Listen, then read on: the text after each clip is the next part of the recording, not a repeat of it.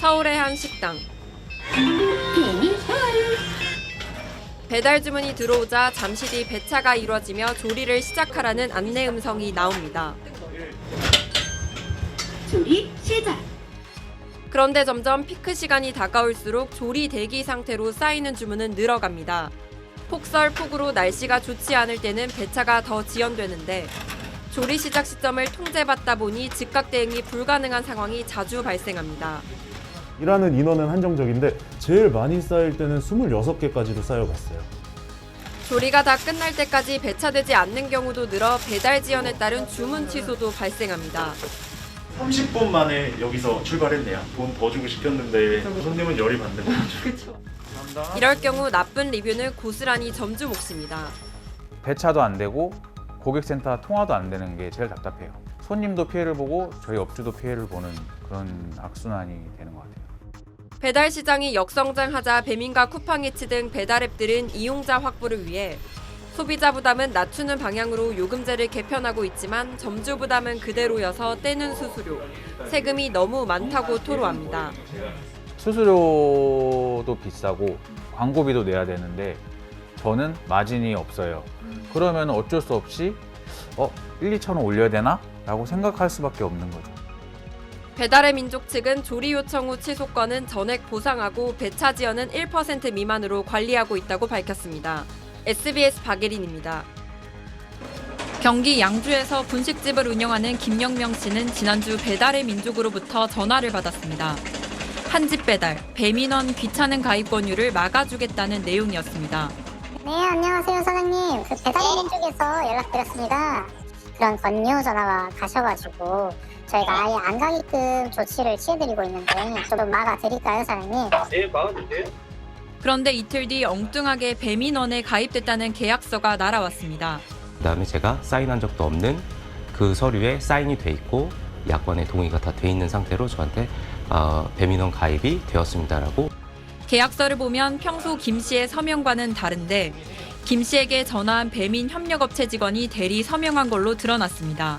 배민 입점업체 영업을 담당하는 외부 협력업체는 실적에 따라 인센티브를 받고 1년 단위로 계약을 갱신합니다. 이제 담당 업체 대표라는 분하고 같이 한 분이 더 오셔가지고 그 아래에서 이제 많이 실적 압박을 받으신 것 같더라고요. 다른 자영업자는 팝업 공지를 확인했다가 배민원에 자동 가입된 것을 뒤늦게 확인했다고 말합니다. 동의만 해주면 배민원 플러스로 자동으로 전환이 될 거야 라고 이거를 합법으로 띄운 거예요. 심지어 뭐 인증을 시도하거나 이런 것도 없어요. 코로나로 호황을 누렸던 배달앱 시장이 최근 역성장하면서 업체 간 경쟁이 치열해지고 그 실적 압박이 무리한 서비스 가입과 권유로 이어지는 겁니다.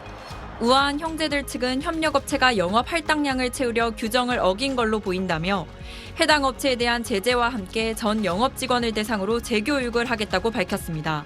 SBS 박예린입니다. 20년 넘게 서울에서 피자 가게를 운영해온 이승호 씨. 코로나가 꺾인 이후 배달 매출이 눈에 띄게 줄었습니다. 배달비 아끼려 매장을 찾는 포장 손님들을 잡기 위해 5,000원 할인 혜택을 주고 있습니다. 배달료를 빼준다는 개념이거든요. 배달료가 4, 5천 원 정도 들어가니까 수수료 부분이 좀 크죠. 마진폭은 적어진데 그러니까 이중고를 겪고 있는 거죠. 배달을 전문으로 하는 족발집 사정도 비슷합니다. 배달 많이 줄었죠. 돈들이 없으니까 사람들이 경기가 안 좋으니까. 지난 3월 배달 음식 서비스 거래액은 2조 1천억 원대. 지난해 같은 기간보다 13% 줄어 9개월 연속 하락세입니다. 예상보다 빠른 소비자 이탈에 배달 플랫폼들도 돌파구를 찾고 있습니다. 업계 2위 요기요는 한 달에 9,900원을 내면 배달비를 안 내도 되는 이른바 배달 구독 서비스를 도입했습니다. 하지만 1인 가구에겐 최소 주문 금액이 상대적으로 높은 편입니다. 쿠팡이츠는 유료 회원의 음식값을 최대 10% 깎아주기 시작했고 배달의 민족의 경우 서울 관악구를 시작으로 비슷한 동선 주문을 2-3개씩 묶어 배달비를 낮춰주는 서비스를 내놨습니다. 알뜰 배달로 명명했지만 일부 점주와 라이더들은 오히려 부담이 커진다 반발합니다. 배달비 분담 비율을 업주가 정할 수 있는 기존 방식보다 점주 부담이 커지고 산정 방식 변화로 라이더들이 가져가는 기본 배달비가 줄어들었기 때문인데 향후 갈등 요소가 될 수 있습니다. SBS 희원입니다. 2년 전 전업으로 배달을 시작했던 김정모 씨. 1년 전부터는 배달을 부업으로 하고 있습니다. 코로나 이후 배달 콜수가 절반가량 크게 줄었기 때문입니다.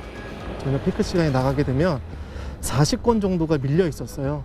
실제로 하루 종일에서 한 건 받은 적도 있어요. 콜은 없는데 기사 수는 많다 보니까 지금은 오히려 기사가 밀려 있죠. 지난달 배달앱 3사의 결제 추정 금액은 1조 5,800억 원으로 3년 만에 최저치로 떨어졌습니다. 거리두기 해제로 식당들이 정상 영업을 하고 무엇보다 고물가로 배달료를 부담스럽게 느끼는 소비자가 많아졌기 때문입니다. 일단 배달비가 거의 기본 3,000원부터 나가고 마라탕 이런 거 시켜도 기본 거의 2만 원씩은 나오니까 조금 부담스러운 것 같아요. 한 끼 배달하면은 15,000원 이상이 좀 나오는 편이어서 너무 지나치게 올라가는 거 아닌가. 외식 물가 상승에 주머니 사정이 넉넉치 않은 20대 소비자들의 이탈이 두드러집니다. 배달의 민족의 경우 이용자 수가 4개월째 줄어든 가운데 20대 사용자 수는 10%가 넘게 줄어 전체 연령대 중 하락폭이 가장 컸습니다. 2년 새 이용자 수가 절반 가까이 줄어든 요기요도 상황은 비슷합니다. 보통 날씨가 추워지는 연말엔 외출을 꺼리는 탓에 배달 수요가 증가하는 경향을 보였지만 배달앱 이용자 가운데 가장 큰 비중을 차지하는 20, 30대들의 절약 소비에 배달 시장은 내년에도 주춤할 전망입니다. SBS 박예린입니다.